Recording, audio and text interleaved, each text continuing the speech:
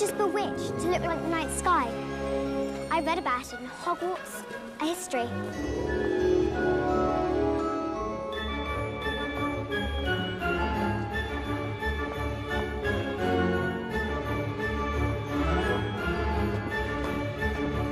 Will you wait along here, please? No. The physics in this movie is incorrect. If an object weighs more than an equal volume of air, it is more dense and it will stay at ground level. And if it weighs less than an equal amount of volume of air, it is less dense and it will flow. The density of air is approximately 1.225 kilograms per meter cubed, while the density of candle wax is approximately 900 grams per centimeter cubed. Therefore, the candles shouldn't be floating, but instead be at ground level. The one exception would be if the movie took place in a vacuum such as space, but even so, everything else would be floating, not just the candles. This would include the items in the building, the people, and the building itself. Unfortunately, even if Harry Potter and the Sorcerer's Stone took place in a vacuum, the building would be void of oxygen as well, and the characters would cease to exist.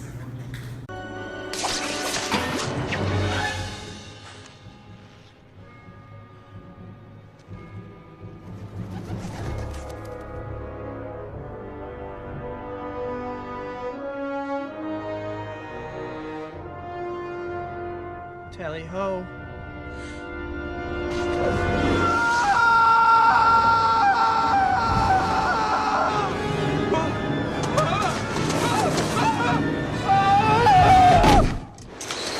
In Spider-Man 3, there are many scenes where he swings great distances and survives.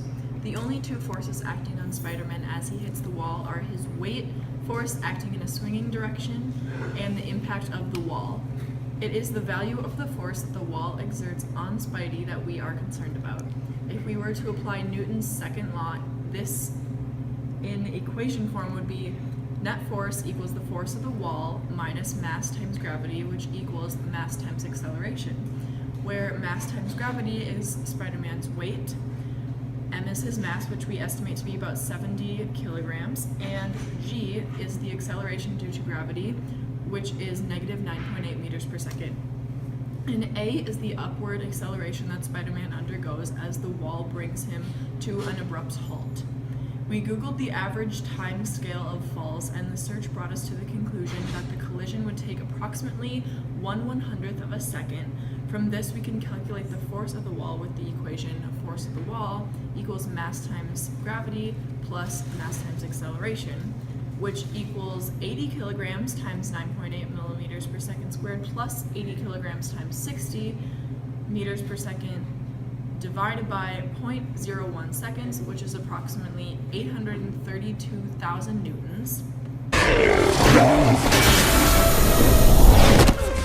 Since most bones will break if the body experiences forces exceeding approximately 90,000 newtons, we can already see that Spider-Man clearly does not have the skeletal system of a normal human being. Throughout the movie, there are multiple various solid objects that Spider-Man collides with.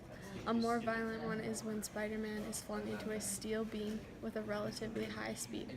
Almost all of the force is exerted directly on his head in all but 1.01 seconds. So you can find the force by plugging in an estimated speed into the equations used previously.